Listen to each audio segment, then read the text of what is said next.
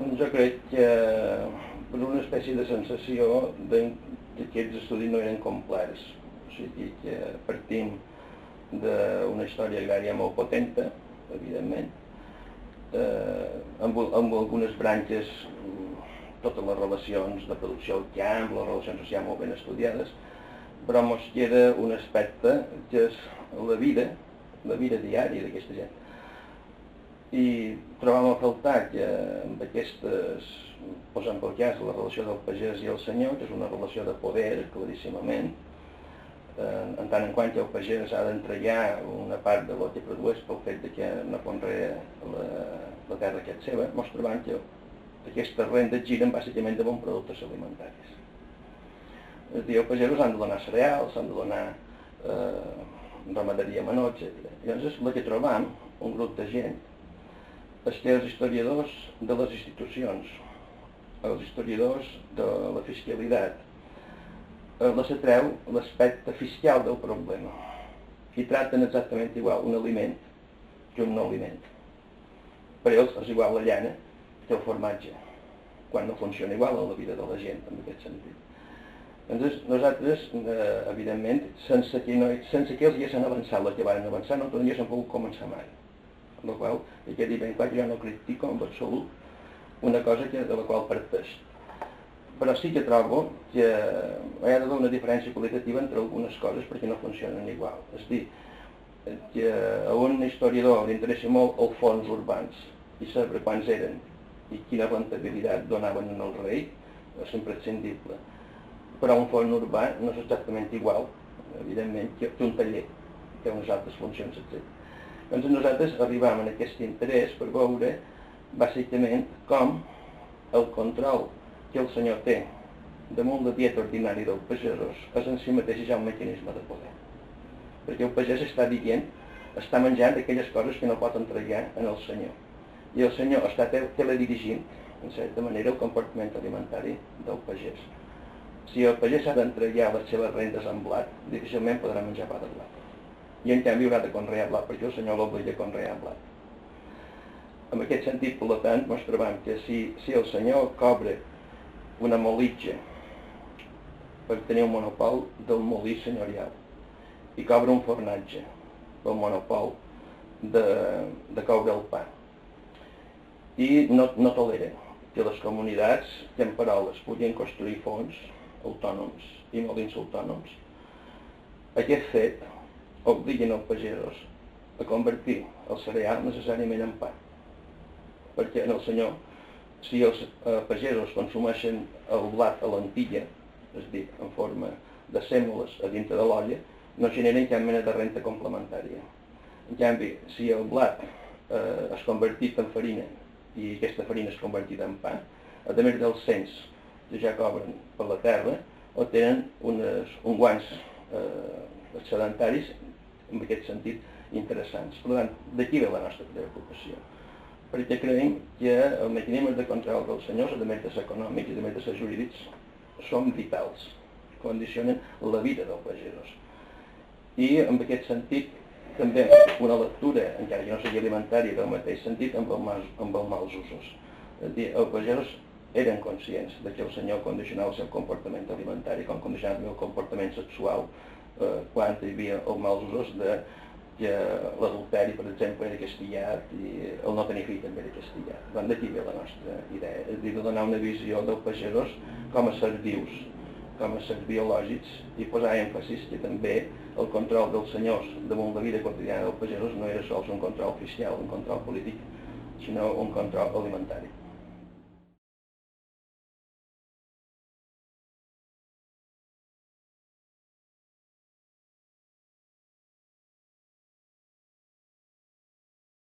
El feudalisme ocupa l'edat mitjana un lloc central, l'edat mitjana. No comença l'edat mitjana sent feudal, és tot un període anterior. Aquest període anterior és un període que coneixem molt malament. Hi ha gent que allarga el model romà fins quasi al segle X, i llavors es parla d'una transició molt ràpida i molt cruel, i en 60 anys passant d'una cosa que encara hi havia esclaus, i que encara hi havia una llei pública i el dret visigòtic, m'explico una mica Catalunya, bàsicament. i de sobte ja tenim les revoltes dels nobles en contra del comte de Barcelona i molt ràpidament els usatges. D'aquesta època anterior, evidentment, carolíngia, prefeudal, el que li voleu dir, de transició, etc., seguim encara coneixent bastant poc, amb precisió, les coses. I en el terreny alimentari és el que coneixem més malament. No hem fet encara els treballs de base, per tant, i això ho reconec, fiquem-me una mica de, no en el sentit de robar res, sinó inspirem-nos amb gent que té més treball de base fet i entre altres coses també té més documentació i més qualificada o més variada, si no en té més en quantitat, que potser no en té més en quantitat, perquè nosaltres en tenim molta, però el nostre és molt igual, la seva és més variada. I hem seguit, per exemple, la proposta que va fer el Montanari en la seva tesi doctoral de fa molt de temps, que segueix republicant, no ha caigut en desús la tesi, ni ell tampoc l'ha refeta. Aquest any, quan ha sortit, no sé, la 14 edició de l'alimentació contaminant en l'alta medioevo. Llavors, nosaltres pensam, si a Itàlia, a la Padània, una zona molt fèrtil, i molt fortament romanitzada a l'època, es diu una zona central de l'imperi romà, on és una zona plana i fèrtil, és una reserva d'aliments de l'imperi romà i d'aquesta època. Si en aquesta zona concreta, els treballs a partir de la documentació i a partir bàsicament dels cartularis d'alguns monestirs, un cartularis per una època que per nosaltres és impensable, de Santa Júlia de Brècia, per exemple, el cartulari de Santa Júlia de Brècia, un cartulari del segle VII, realment, que cobreix del VII endavant, evidentment.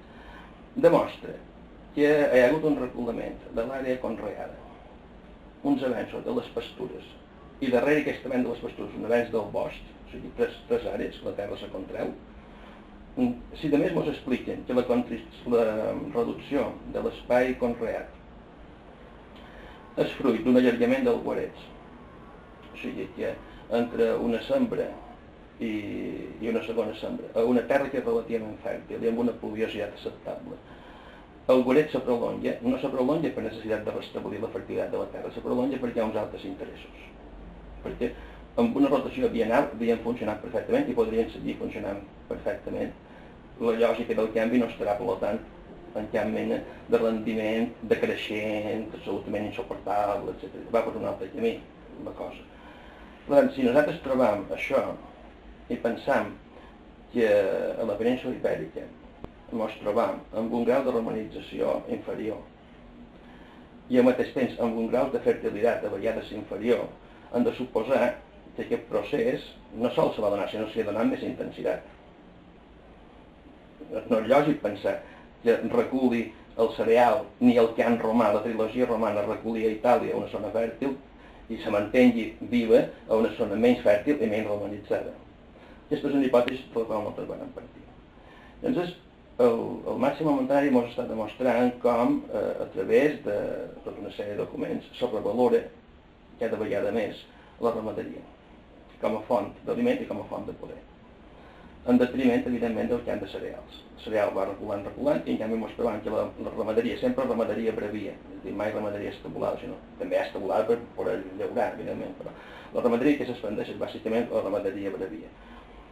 Que la ramaderia brevia esdevé un element clau en les economies, tant dels grans propietaris com dels mateixos pagesos. I amb aquest aspecte ens trobem que amb aquesta revaluació dels ens, que eren reflectits en les compres, per exemple, quan se fa una compra d'una explotació a Itàlia en el segle IX, s'especifica quina quantitat de terra està roturada i quina no està roturada. I es diu, en tot detall, compra aquestes terres i aquestes vinyes de tal extensió i de tal extensió i compra aquests boscos que passen d'alimentar 40 porcs, 60 porcs, 80 porcs, a la qual s'avalua d'una manera bastant precisa, bastant exacta, la incidència econòmica del bosc a través de la ramaderia, a través de les altres incidències que el bosc té, que són més difícils de calcular a l'hora de fer una transacció comercial, ens començam a donar que, evidentment, el pa ja no juga en aquesta Europa carolíngia el paper que havia jugat dintre de l'Europa mediterrània romana. i això és difícil de rebatre, que el pa recula, que el cereal recula. I que aquest espai de retrocés del pa s'ha ocupat per una sèrie d'aliments que havien estat menys tinguts pels romans com a aliments de gent marginal, poc integrada a la cultura, etc. I bàsicament és el redescobriment dels productes animals, és a dir, de la carn, del formatge, de la llet, del derivat de la llet, etc. Al mateix temps, una altra cosa que no hem d'oblidar mai, com més boscos hi ha, com més pastures hi ha, la caça esdevé un altre element importantíssim d'aportació de proteïnes. Si ens trobem en un context, si podem imaginar un context, amb unes autoritats terratinentes, que les és més fàcil expandir la terra que el control damunt la terra, tenen més terra que la que poden controlar, efectivament. Si ens trobem en una situació que el bosc avança per tot arreu i els senyors no estan preocupats encara per la renta del bosc perquè hi ha bosc suficient perquè ells puguin satisfer totes les seves necessitats, l'accés dels pagesos en el bosc mai havia estat tan lliure com va ser Europa entorn a l'any 1000. Mai els pagesos podien utilitzar el bosc sense cap mena de restricció, ni mai el bosc va ser tan a prop, inclús geogràficament, de les seves explotacions, el tenien al costat mateix. I els senyors no podien impedir, perquè el bosc s'havia expandit per tot arreu, no podien impedir tancar el bosc, o sigui, podien tancar un bosc estratègics al costat de les seves residències, això és evident. Però tots els seus dominis, el bosc era incontrolable, n'hi havia massa de bosc en aquest sentit. Tot això, recordeu que estàvem en una demografia estancada, per tant, no tenim una pressió demogràfica pagesa. També és possible, ho deixo a nivell d'hipòtesis, que aquest canvi també sigui degut a que no hi ha pressió demogràfica, que podem assistir a un reculament dels camps de conreu i del blat. Això, és dir, jo voldria dir que el retrocés del pa genera una certa inseguretat alimentària. És molt més fàcil construir una seguretat alimentària damunt dels cereals que damunt una barreja aleatòria de recursos alimentaris, en aquest sentit. És possible que si admetem una demografia estancada, inclús a vegades en algunes zones concretes en franja de carència demogràfica, que sigui un element a tenir en compte per el possible canvi de plantejaments que acabarà sent un canvi alimentari. Evidentment, acabarem tots amb un canvi alimentari, en aquest sentit. Per tant, per l'època anterior al feudalisme no hi ha cap dubte que ni tot el cereal se converteix en pa, ni el cereal juga un paper tan important com l'havíem atribuït, pensant que de l'èxit romà passam a l'èxit feudal sense cap mena d'interrupció al mig. Això, el Montanari, senzillament, ho va dinamitar. És a dir, l'alta edat mitjana no és una continuació sense canvis de l'herència romana, en aquest sentit. Tornem al raonament. Feudalisme, en canvi, sí que torna a ser altra vegada expansió de camp de conreu. Les onades roturadores, les famoses onades difoses pel diví, la importància que se dona al final d'aquestes onades. Recordeu que a partir de 1260-70 se van tancant aquesta capacitat de convertir aiguamolls, boscos, etc. Els senyors i els pagesos conjuntament, tant per interessos diferents, però tots dos concordant, l'idea era establir cereal allà on sigui possible, tornant a recuperar aquesta centralitat dels cereals i la centralitat del pa. Llavors, ens trobarem que quan el feudalisme funciona bé, és a dir, quan és possible, mitjançant l'expansió demogràfica, i els senyors poden incrementar el seu volum global de renta, creant noves explotacions sense intensificar per unitat d'explotació les exigències senyorials, sinó que el model és un model extensiu, no intensiu, de renda, d'extracció de renda. En aquest moment concrets, tornem a trobar que el cereal torna a jugar un paper important, especialment entre els camperols, entre les classes baixes. Ara bé, dir això és dir poc. Primer de tot, el pa dels pagesos no és el pa de les ciutats. El pa dels pagesos és pa negre, pa de barreja de cereals, perquè, com vos deia, el cereal, el blat se converteix en el cereal de les ciutats demanden constantment blat, i per tant es ven bé. Com es ven bé, els senyors evidentment fan pivotar les seves rendes amb espècies damunt del blat, i aquest blat surt en gran part del treball pagès, però no el poden menjar. Per tant, podríem dir que tenim un pa feudal, un pa pagès feudal, que a dintre de la dieta alimentària d'aquestes persones és important, que juga un paper important en la seva dieta, m'estic referint al segle XII-XIII. L'època que el problema funciona perfecte. I tenim un pa ciutadà, pa integral de blat, inclús per les classes baixes, que ja se mal acostumen a menjar blat i no volen prescindir del blat, evidentment fruit de l'articulació paulatina entre el camp i la ciutat, etc. Per tant, trobaríem dos pans, el pan de la ciutat i l'obsessió de la gent per menjar pa, i el pa del pagès és un pa de més baixa qualitat. Però aquí tenim l'història de l'alimentació, hem obert una sèrie de preguntes, realment. Primera cosa que l'alimentació, en certa manera, ha vengut a confirmar. Fa uns anys, fa molt de temps, abans inclús que el Montanari plantegés la seva tesis, hi havia hagut una discussió terrible entre diversos historiadors de l'agricultura respecte a les rendibilitats reflectides pel polític d'Irminon i reflectides per unes zones tan fèrtils, tan estranyament fèrtils, com la cubeta de París. Recordeu que totes aquestes coses eren, primer de tot, eren les explotacions més ben equipades perquè eren de l'emperador, estaven a una Europa atlàntica i les rendibilitats dels cereals eren d'1,5, 2, 3, una cosa així. Davant d'aquesta situació hi havia dues postures diferents. Hi havia gent que deia que allò era impossible, que allò estava mal calculat perquè no se podria créixer la població ni alimentar-se amb aquest marge tan petit de rendibilitat. Hi ha altra gent que deia que aquí tal volta el cereal no era tan important com es havia dit. Només deia tal volta, evidentment, Montanari confirma això. Les rendibilitats poden ser reals perquè el cereal no era tan decisiu com s'havia pensat i per tant amb aquells marges si hi ha altres aliments, evidentment, perquè l'home no només menja cereal. Se confirma. Per tant, la història de l'alimentació dona una resposta en el debat que més o menys està acceptada. O sigui, és possible que aquests rendiments, i amb aquests rendiments Europa va poder créixer perquè havíem sobrevalorat el PAC, havíem pensat que això era Roma i no Roma, primera cosa. Anterior. Segona cosa, a dintre del problema feudal. Nosaltres havíem fet una història agrària quasi exclusivament en documents i poc en arqueologia. Especialment d'arqueologia potenta, no de l'arqueologia de moure rots, sinó d'arqueologia més forta, més profunda en aquest sentit. L'home, encara que vulgui, no pot viure només de pa, per molt de pa que mengi. O sigui, pot viure una temporada, però no pot viure sistemàticament. Ha de menjar altres coses en aquest aspecte.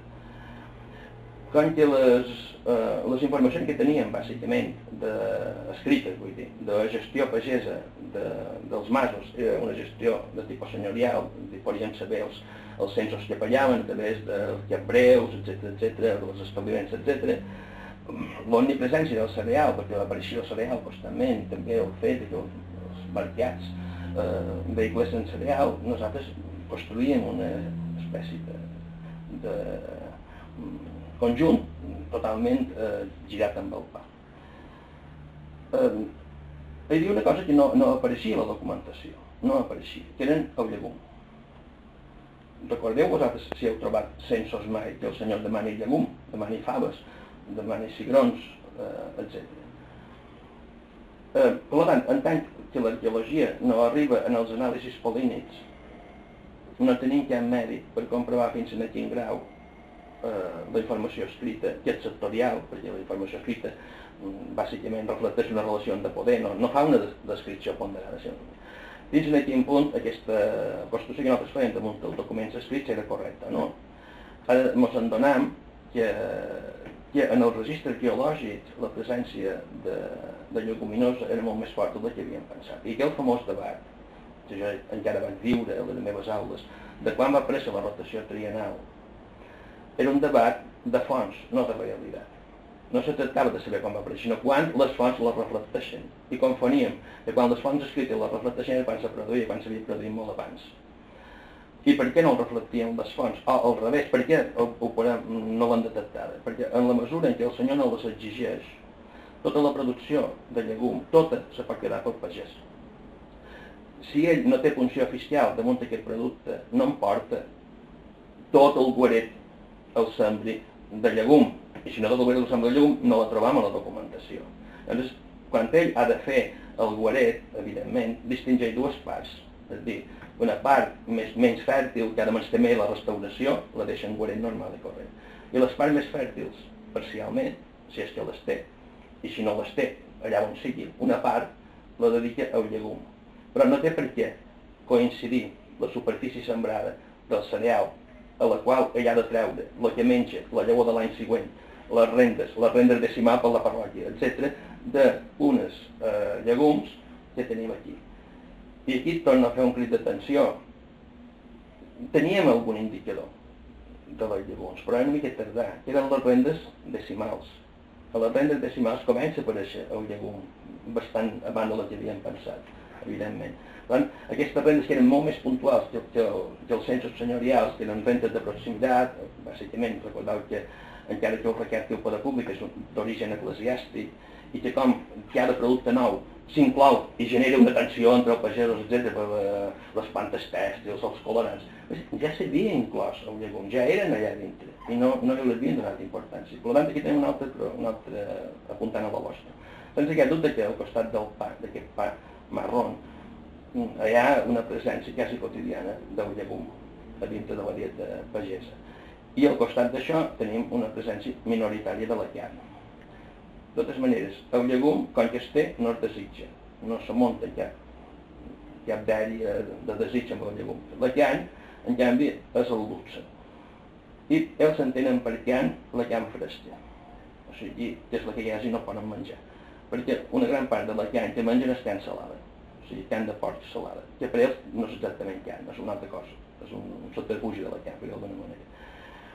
Per tant, el desig de consumir carn està molt evident en la perspectiva pagesa. I ells intenten, evidentment, resoldre aquesta activitat, reservant la carn que tenen, dosificant molt bé, d'una manera molt intel·ligent, i quan dic intel·ligent vull dir empírica, èxit, fracàs, la magnitud de la cabana que ells poden sostenir a la seva respectiva explotació pagesa. Llavors, la prioritat és, evidentment, aconseguir assegurar el ramat de feina. El primer de tot és assegurar la junta de bous. Això genera, a nivell d'unitat pagesa, una autonomia extraordinària. Qui té la junta de bous està salvat. Si té un bou, se pot associar amb el del costat, i evidentment també. I qui no té un bou, ho té molt malament, realment, si no té algun element. Per tant, la herba que ells poden produir fan una sèrie de jerarquies. Primer de tot, assegurar la força de tracció, els animals de treball i de transport, primer de tot. Però sempre generen un petit marge que els cuiden molt damunt dels rostolls, etc., per tenir sempre aquestes ovelles, 5-6 ovelles, depèn de l'extensió. El porc és omnipresent. A un moment, recordeu que els boscos reculen. On el bosc, els seglans, que ja són més escassos en aquest sentit, perquè allà on hi pot haver cereals, hi posa cereal. Això de que abans de l'any 1000, entorn de l'any 1000, el bosc era molt accessible, a l'època feudal el bosc deixa de ser accessible, evidentment, perquè els senyors el tanquen. Els pagesos el roturen i els senyors tanquen els boscos. Si tanquen els boscos, la caça esdevé cada vegada més llunyana. Però, altra volta, coses que tampoc no havíem pensat i que anàvem descobrint a poc a poc. Un canvi ecològic de la magnitud del feudalisme, és a dir, eixugar aiguamolls, cremar boscos i estendre camp de cereals, a la llarga ha de provocar també un canvi amb els animals, de l'entorn. Recordeu que hi ha un francès que diu els animals tenen una història. Hi ha una història dels animals, del gos, del xai, etc. Nosaltres no se m'havia ocorregut mai, bé, no se m'havia ocorregut, vull dir, fins molt recentment, que aquesta omnipresència de la cerealicultura, si per un cantó va fer desaparèixer les llebres, va fer desaparèixer les coses, els conills, etc., automàticament va venir una autèntica oleada d'ocells gramínies, que se llançaren damunt dels camps desaforadament. I al mateix temps va venir una onada de rates que venien acompanyades destruint el cereal. I aquí trobem una actuació desequilibrada simbòlicament, perquè els pagesos integraran a la seva dieta els ocells i no voldran integrar a la seva dieta les rates. I el no voler integrar en la dieta les rates, evidentment, les rates se lluitarà com se podran contra elles, i en canvi els ocells, matar un ocell era matar un pardal amb un tret dels pardals. És a dir, primer teníem petites quantitats de carn i segon no les menjava el gra. I això també s'inclou després entre les ratlles senyorials. Sí, amb un cert retras. Però clar, com que els ocells, per altra part, l'arqueologia és molt difícil de trobar perquè els ossos dels ocells són tan microscòpics que no es guarden i tampoc no en sabíem, no sortien fins més tard, tampoc els ocells m'havien passat desapercebuts, tampoc no li havien cap importància. A Barcelona ja hi ha un arqueòleg només d'ocells, que treballa només d'ocells, en aquest sentit. I per tant, qualsevol persona que té un problema va a ell, i ell li dona sentit amb aquestes coses. Si tenim la sort de unes condicions de microclima, poden quedar restes d'ell, pot dir si és un gorrió o el que sigui en aquest sentit. Per tant, la carn ja experimentarà una reculada, però aquesta reculada serà suplida per una pujada del llegum, que en certa manera aportarà les proteïnes, però això no és perquè ho desitgin a pallars, perquè no els queda més remei, en aquest sentit. I la carn vendrà bàsicament de la ramaderia menor, ben calculada. Mai trobam una explotació sense una petita cabana, mai. Sempre trobam cabres, ovelles, 5, 6, 4, 5, 6, 4, etc. 2 porcs constantment, etc. I aquestes aportacions perifèriques, quan la caça se practicarà no sols en el bosc o llunyans, sinó se practicarà dintre les cementeres recents, en filats, en trampes, en lloves, etc. I això nosaltres ens ha canviat completament el pla, perquè nosaltres pensàvem, si no hi ha bon no hi ha caça, perquè fèiem una espècie d'igualtat, ell caça, i fèiem una idea de que el camp conreat no tenia més possibilitat que produir blat, res més, en aquest sentit.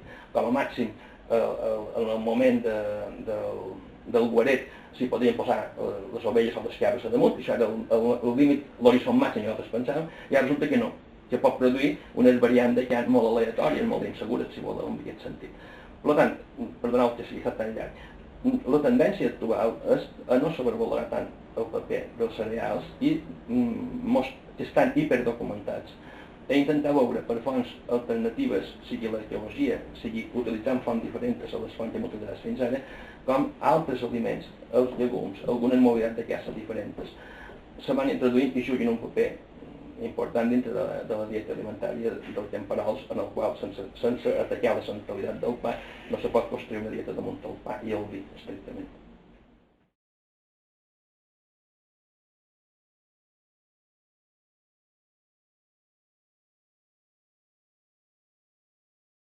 Han de ser prudents en tot, vull dir, han de ser molt prudents. O sigui, jo tampoc no voldria ara llançar les campanes a una cosa perquè les mateixes fams ens demostren que ara existents tenen una fam. I les fams són fans de cereals, bàsicament, no són fans de caça ni fans de llegum, en aquest aspecte. Primer, tornant a la teva pregunta, la diversificació. Tenim 2 vectors de les alimentacions. Cada un d'ells té uns avantatges i uns inconvenients. És a dir, la reducció de la varietat, si això significa prepotència del cereal, genera a curt termini més seguretat alimentària. A curt termini. I, periòdicament, s'apaga en crisis de subsistència i correccions de fam. Però la gent, el fet que produeix una cosa que pot calcular més o menys la rendibilitat, si l'any ve bé, li permet planificar en certa manera, tant en el senyor com en el pagès, un cert control ecològic del seu ambient. És a dir, el cereal a Europa, a l'època feudal, és una planta ben coneguda. I se sap com reacciona i se sap com se pot esperar. Per tant, no és necessari esperar la batuda per saber si serà bona la collita. Ja l'endevinen per Nadal, comencen a endevinar perquè ho coneixen bé. Per tant, un primer vector, com més es tanqui la varietat, de les coses, en aquest sentit, tenim una espècie de més seguretat alimentària. Com més diversificada sigui, és més aleatòria, però biològicament més completa. Aquestes són les 2 coses que són aparentment contradictòries. És a dir, no se pot planificar la caça, no se sap exactament. És molt més difícil planificar els moviments dels ocells, de les coses que planificar, llaurar, guaret, sembrar, recollir, tornar a llaurar, tornar a sembrar, etc. Per tant, aquests 2 vectors, els pagesos, empíricament els coneixen. I per tant, ells diuen, assegurem damunt el cereal la pervivència, complementem el dèficit del cereal diversificant el marge, sense que les diversificacions mai arribin a qüestionar la centralitat del cereal. En aquest sentit. D'això, ells empíricament, sense que ningú els ho digui, ho van fent en aquest aspecte. Per tant, primera cosa amb la que deien. Segona cosa, estaven ben alimentats o estaven mal alimentats? És un tema que encara estem esperant que els mateixos antropòlegs físics, a partir dels cementiris camperols, ens detectin la paleopatologia que havien patit, és a dir, perquè, evidentment, el raquitisme, les crisis són detectables a partir dels ossos determinats, la mateixa dentadura és molt il·lustrativa respecte al tipus de dieta que han menjada, és a dir, la càries apareix en determinades condicions, si estan molt desgastats vol dir que menjaven coses molt dures, etc. No s'ha fet encara un estudi ben fet. Tenim petits estudis que són, a Itàlia se n'han fet alguns, però encara no són revelatius, perquè no saps si allò estàs reflectint una realitat local molt puntual o una realitat general. En principi, segons les teories actuals de l'alimentació, el pa negre no té per què ser alimentàriament deficient, nutricionalment deficient. Si ells ho viuen com un càstig i ja voldrien menjar blat, no significa que estiguin mal alimentats. Se queixen, però no estan mal alimentats. M'estic referint com a animal biològic, en aquest sentit. Segon, la mateixa presència d'una altra cosa que tampoc no ha sortit aquí i que ha de sortir ja mateix, que és l'or. Tampoc no mai pinçat oficialment pel senyor. Cols, bledes, etc. no apareixen en el cens perquè no se conserven, no serveixen per res, evidentment. Encara que se compren a les ciutats. I hi ha un mercat local petit, evidentment de les perifèries urbanes, que cada dia en el mercat surten bledes i cols, evidentment, però això arriba d'un dia de marxa, no pot durar més temps. Un altre element a tenir en compte, que tampoc no el coneixem, és la història real contraposada a la història documentada, a la història escrita. És a dir, tenim en el costat de les cases, i ho tenim perquè tenim notícies de que hi ha tancats, i ho tenim perquè la disciplina del moviment dels ramats, especialment dels transhumants, fixeu-vos-hi les ordenances que teniu vosaltres en el País Valencià, respecte a l'entorn de les ciutats, el bobolàs, per on han de passar, perquè no entenen els horts, etc. I el valor que tenen els horts, algunes zones de tota aquesta, tota la franja d'aquí, que les tenim perfectament, des de Castelló, el Massora, etc., totes les precaucions de les ordenances municipals de circulació dels ramats, la punta terrible del carnissers per fer venir els ramats, i els ramats es poden estar 4 dies, 5 dies, fins que són sacrificats, etc. Tota aquesta idea ens està donant una altra reserva alimentària, que també havíem passat completament desapercebuda, que és la que garantitzaria la correcció alimentària imprescindible, d'on sortien les vitamines imprescindibles. Sortien d'això, sortien de les bledes de les cols, sortien dels pèsols, evidentment, d'aquestes coses, dels fruits silvestres o que poguessin tenir. Tot això no apareix a la documentació, l'hem menysvalorat. Això a poc ho anem redestapant, però això no ens ho hem d'inventar, ho hem de comprovar. No basta fer una hipòtesi, s'ha de comprovar, hem de trobar el resultat. El qual vol dir que hem de fer una recerca més, jo diria, més intensiva, hem de fer una lectura més intensiva de la documentació que tenim. I una vegada que estats els dèficits informatius d'aquesta documentació, cercar documentació alternativa. Tu mateix ho deies. Més en van, aquests ocels apareixeran a les ordenances locals que els senyors faran, amb un cert retras, en aquest sentit.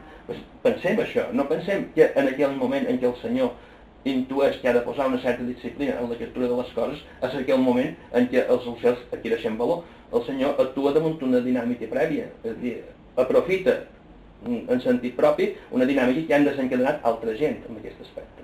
I sense fer adenismes ni portar tot en el 1000 abans de Crist, sí que hem de pensar que algunes coses se podien dur cap enrere, portar cap enrere més del que havíem pensat fins ara. Per tant, l'alimentació camperola és molt més complexa, no és tan simple com la que havíem pensat, és molt més complexa, molt més variada, té, evidentment, ritmes estacionals, sense cap dubte, té conserves que desestacionalitzen algun consum, és a dir, per exemple, les verdures són estacionals, sense cap dubte, les fruites són estacionals, però la carn de porc no és estacional. El peix, concretament, el peix de riu, tenim cada vegada més informació en els furs del dret de pescar. Qui pot tancar un riu, qui no pot tancar un riu, qui té dret de pescar, qui no té dret de pescar. Tenim, a més, ja molt prest, és a dir, al començament del segle XI, per Catalunya de Pirenenc, ja tenim alguns censos que s'aparellen en truites salades, que evidentment no saben si les consumeix. Els han trobat a la Seu d'Urgell, al Bisbat d'Urgell, que reben d'una sèrie de petits pobles del Pirineu, per on passen rius i pesqueres, hi ha pesqueres, reben quantitat de truites. Potser això van al mercat, o potser el bisbe no les consumeix, podien les consumir fresques, no les consumeix salades. La mateixa pressió de l'Església, posant aquestes restriccions alimentàries. Que com jo he dit moltes vegades, els tabús alimentaris no volen curar el cos, volen curar l'ànima, no les interpreteu com a malalties. L'Església, quan prohibeix una cosa, és dir, quan Mahoma prohibeix el porc, no pensa curar el musulmà de la tragina, pensa senzillament una millora moral, en aquest sentit. El ramadà no és per disminuir les proteïnes i corregir, el ramadà és per disciplinar la gent. Per tant, tots els tabús és l'alimentació com a correctiu moral. És a dir, són medicines de l'esperit, són medicines de malalties infeccioses. Si ho interpretem així, ens equivoquem, evidentment. També, ràpidament he de dir, cap tabú alimentari s'ha demostrat contrari a la salut. Mai cap iglesia és tan idiota, perdoneu el col·loquialisme, de posar com a obligatori una cosa que a curt llarg termini sigui sanitàriament negativa. Però pot triar una cosa i triar una altra completament diferent, perquè la seva finalitat no és millorar les condicions materials de vida, sinó millorar el control espiritual damunt el cos, partint d'una visió pessimista de que si l'home no se'l corregeix, tendeix naturalment cap al mal.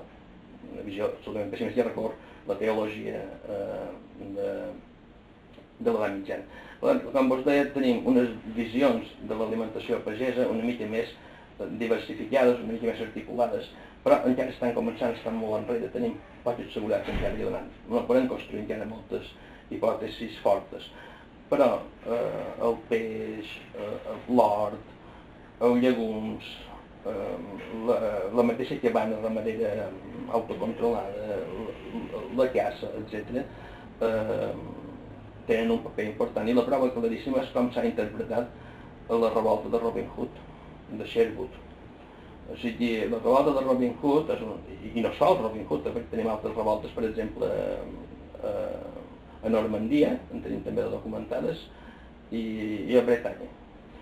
Revoltes de pagesos que s'alcen contra el senyor, perquè el senyor els ha tancat els boscos. Llavors, el que reivindiquen és el dret ancestral a menjar carn fresca accessible. I quan el senyor els ho prohibeix, es revolten. Per tant, el tancament dels boscos, no totes les revoltes, vull dir, no totes les revoltes dels pagesos obeixen a les mateixes causes, no totes és una pressió creixent del cens, que evidentment aquestes són molt especialment fortes, sinó que algunes revoltes esclaten perquè les priven d'un recurs alimentari que els creuen tenir dret ancestral i que ells volen seguir menjant, evidentment. I, per tant, el dret de la caça, de poder tenir accés a carn fresca de caça sense cap mena de problema, aquí uns senyors posin un guardià del bosc, tanquin el bosc i les prohibeixin pescar, se converteix, desestabilitza tant el sistema alimentari d'aquesta gent que se revolten en aquest sentit. Per tant, tot això és una altra prova de que l'alimentació també té una cosa que dir amb el comportament de la gent, en aquest aspecte concret.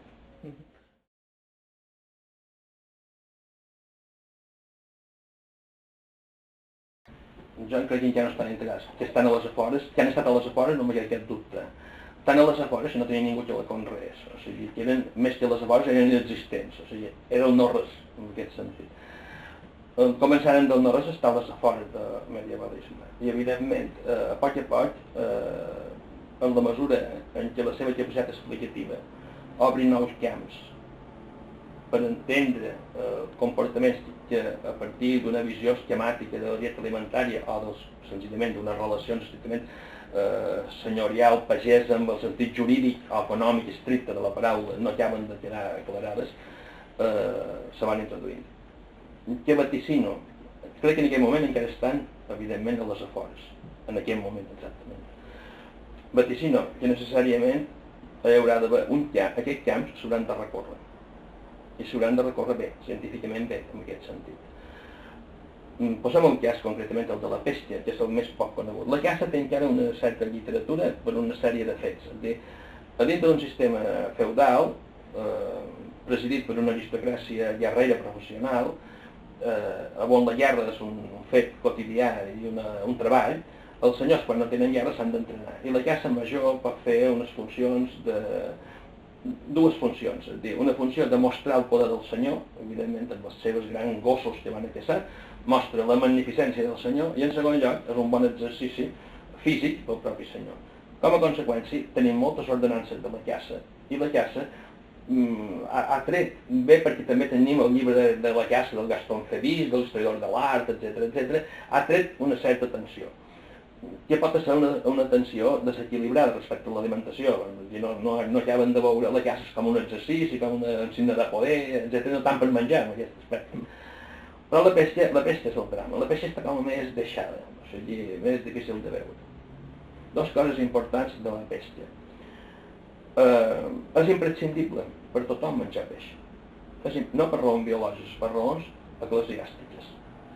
O sigui, l'Església imposa unes restriccions alimentàries bastant llargues al llarg de l'any. Aquestes restriccions alimentàries prohibeixen determinats aliments i autoritzen uns altres aliments. Aquests aliments de penitència, dintre d'aquests aliments de penitència, el més apreciat dintre del de penitència són els peixos. Curiosament, el peix és molt més apreciat en el valor simbòlic de la gent que el formatge.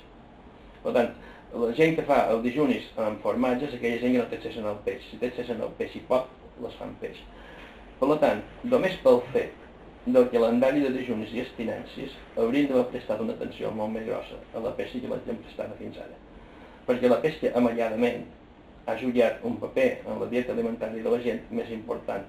No estic fent pesca de riu, pesca de mar, conserva salada de peix, peix secat, peix salial, etc., del que havíem pensat, sense aquest dubte. I segona cosa, tenim llibres de cuina. Els llibres de cuina ens reflecteixen l'imaginari col·lectiu, el rànquing gastronòmic, etc. Els llibres de cuina del 14 encara són llibres de cuina en el qual el valor del peix és baix. I les receptes de peix només apareixen a les planes del llibre que diu cuina de dia penitencial. Perquè els llibres, quan són cristians, tenen una primera part, moltíssimes de receptes de carn, i una petita part perquè la gent que pot comprar un llibre no vol haver de fer les abstinències també menjant malament, doncs fa una sèrie de plats que, complint les restriccions alimentàries de l'Església, li garanteixen un cert valor gastronòmic. Però, fixeu-vos bé que ja dic que en el Sant Soví, per exemple, si mireu el Sant Soví, rarament trobareu els peixos com a element desitjat a la part creativa, festiva del llibre, sinó que apareixen en aquesta part restrictiva dels dies de penitència. Però si en canvi es passaven al llibre del Coc, ja de final del 15, el peix ha perdut ja aquest caràcter d'obligatori que té i ja se preveu que pot ser un aliment que combinat amb la carn, a dintre d'una dieta alimentària, pot ser un element de gran valor gastronòmic. Mai construïm tot el dinar damunt del peix. I ens trobem que en els menús, per exemple, parisencs de final del 14, començament del 15, una seqüència normal d'aquest menú seria començar amb una espècie de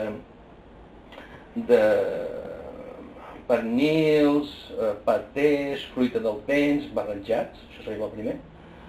Vendria, estic referint en els banquets, que és la prova de la consagració gastronòmica dels aliments. Vendria una segona fase, uns segons plats, perquè són molts al mateix temps, presidits per sopes, algo que se servís dintre d'un plat en cullera. Vendria un tercer servei, diuen serveis, de peix. Vendria el quart servei, que marcaria el sum, que serien les carns rostides, etc. I al final vendrien no els dolços, vull dir, no les fruites, sinó les fruites estan al començament, vendrien els dolços.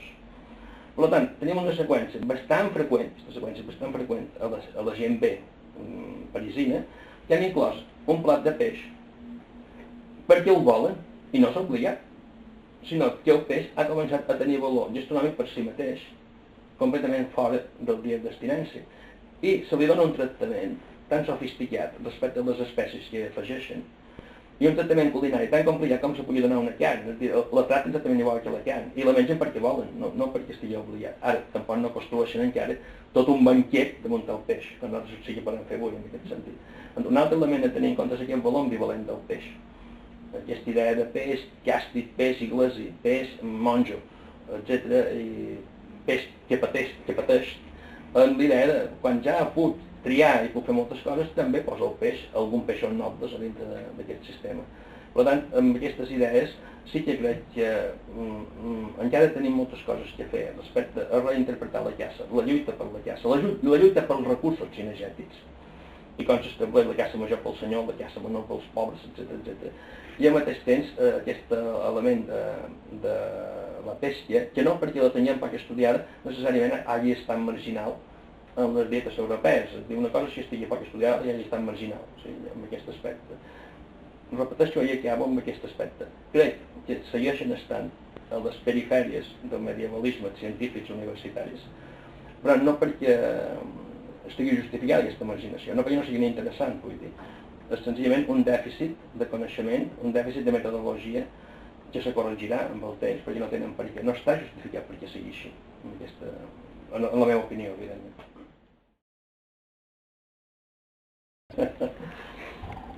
Si havien de ser molt pragmàtics, s'haurien de dir que el paper, ja, medieval, hi ha coses més bones per fer això. Però no per encara tampoc en pragmatisme d'aquesta mena.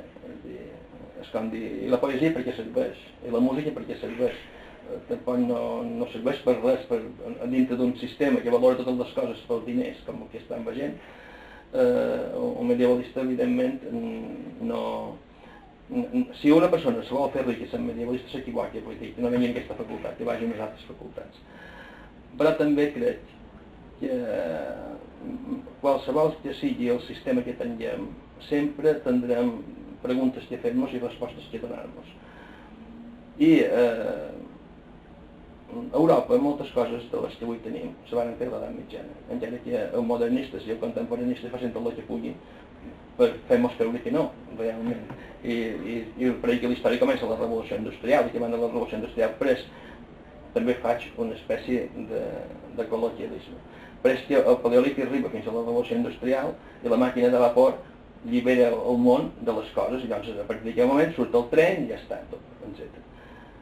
Però el paisatge europeu mateix, el paisatge europeu que ara estan destruint, evidentment, la mateixa xarxa de parròquies de França, de Catalunya, del País Valencià, tot això se va fer a l'edat mitjana.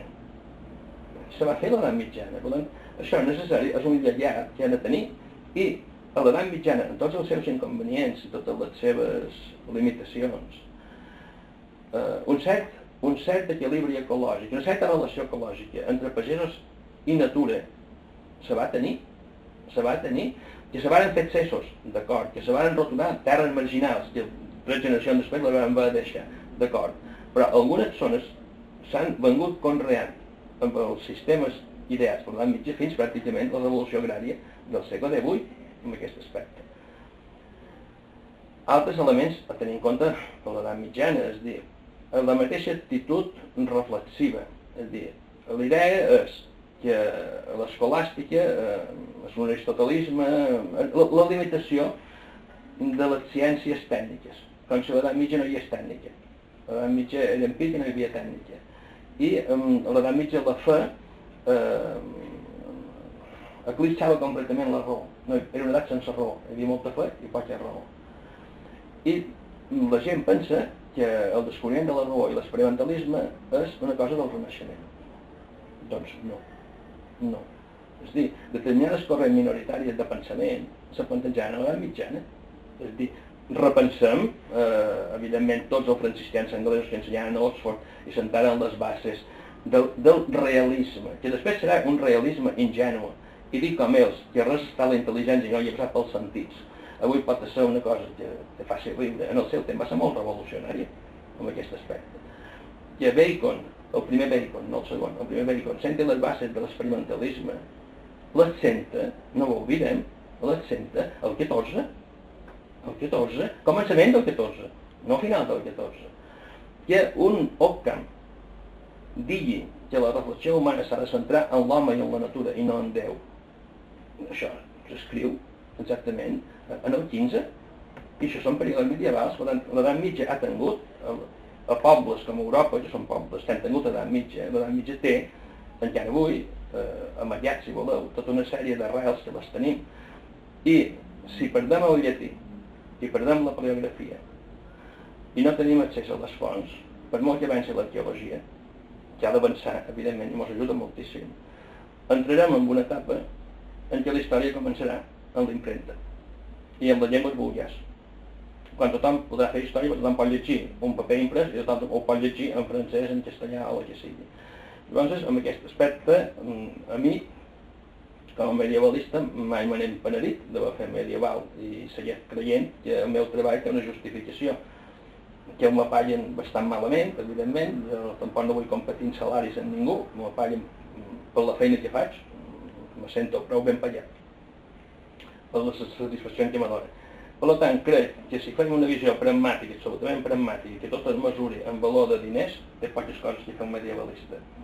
Però tampoc no intueix a curt termini un col·lapsament total a dintre dels sistemes d'ensenyament del medievalisme. Crec que el perill pot ser que banalitza l'edat mitja, que és una altra cosa.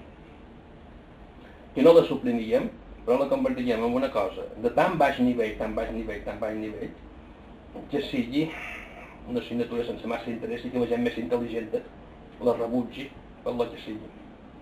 Mentre la matemàtica i la informàtica ningú les qüestiona i cada vegada estan més ben ensenyades i més ben fetes, nosaltres podem córrer el perill de que si els nostres alumnes no saben llegir ni paleografia, acabem repetint sempre el mateix i que banalitzem això. Aquest és el perill.